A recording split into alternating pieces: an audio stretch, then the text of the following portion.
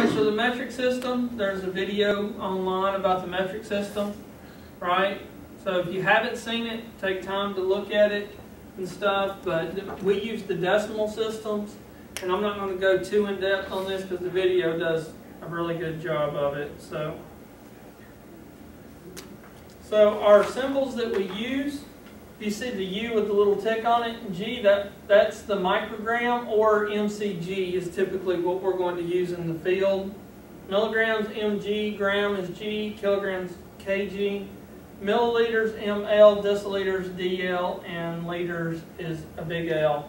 Now, for your volume, we typically use milliliters or liters. Now, it is technically, you'll read and stuff, people will tell you, it's not acceptable to use the term cc. Okay?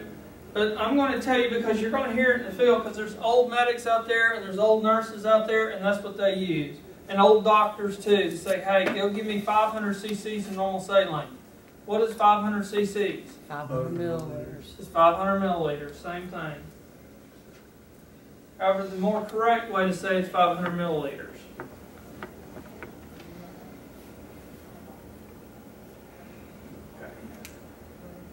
So this is the conversion. We're talking about conversions here.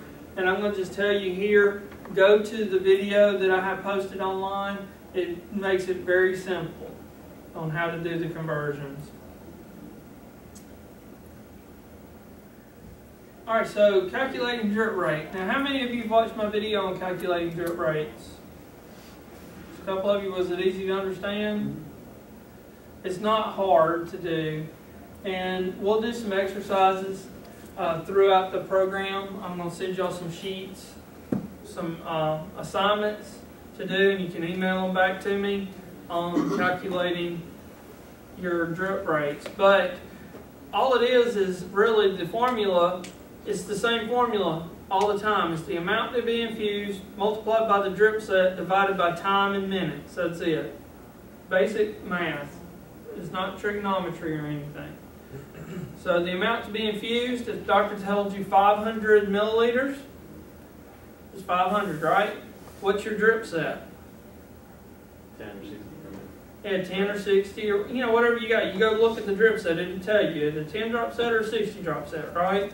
If you had an odd service and you had 15 drop sets, well then it would be a 15 drop set. And then the time in minutes is, if he wanted you to give it over 2 hours, how many minutes would that be? 120. That's it. And just work it out. Multiply the top, then divide, and you're good.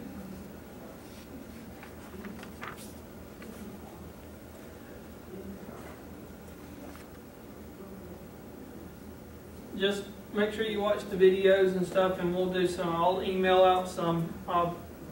Well, actually, it'll be on the course room, and you just upload them to the Dropbox.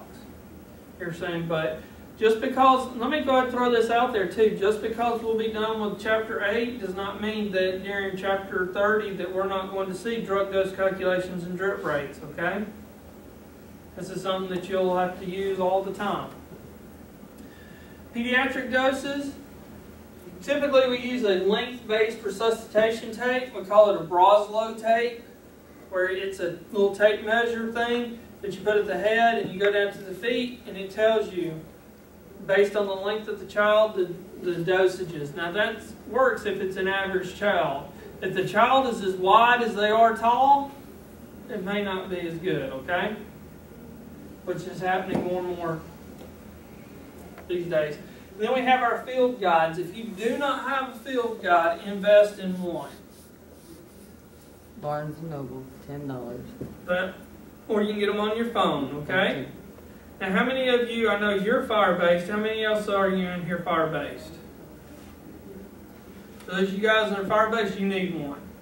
I'm not saying that anything bad about you, but you need one because you're not going to be practicing it like a paramedic or EMT on the truck does every day.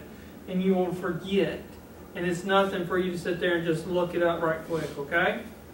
I've been doing this my entire adult life, and I always have a field guide when I go to work. Is there an app for your smartphone? Yeah.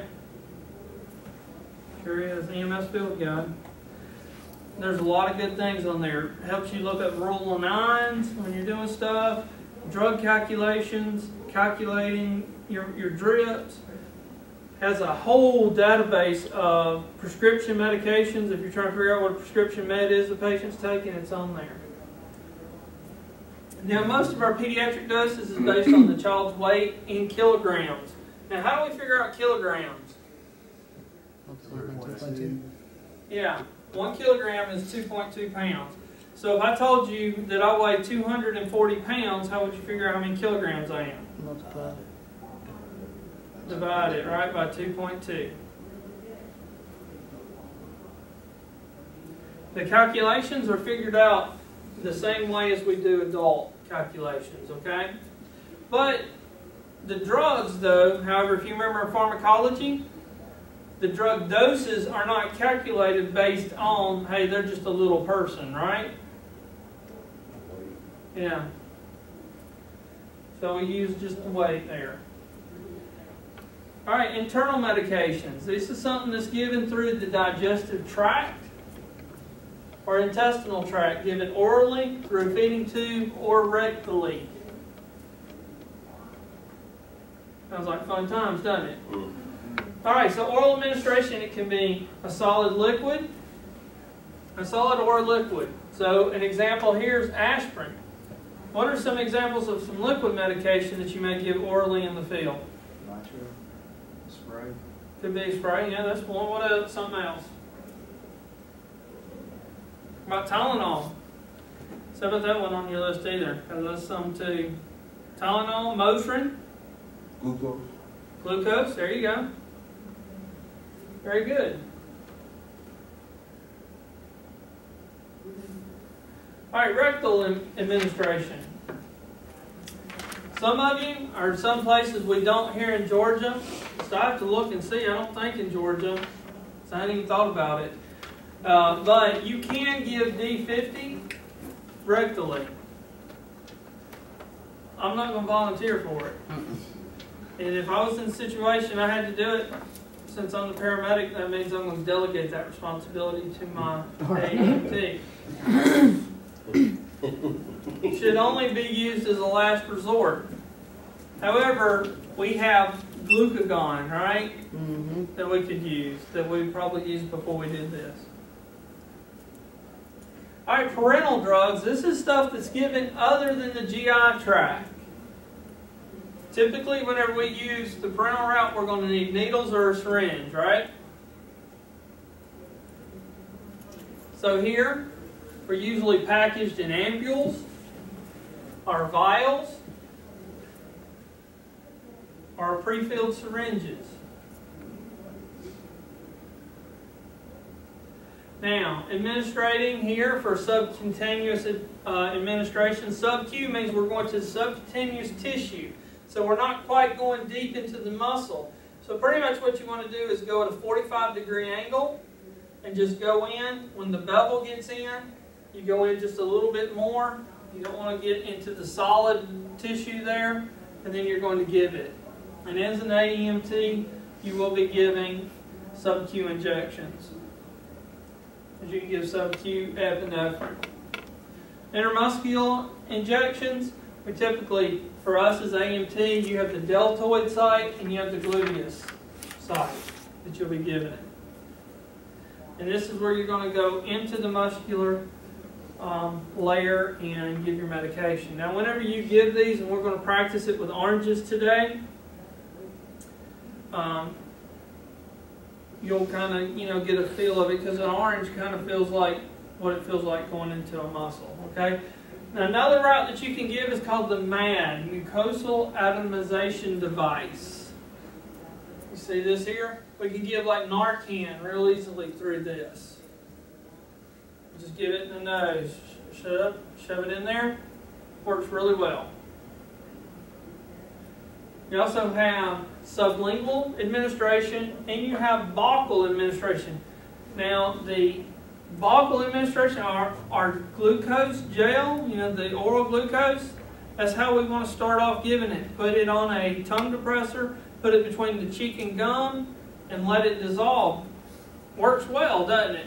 We know that because all our friends that dip and chew, that's what they use, right? And why do they put it there? So the drug can get into their system quicker.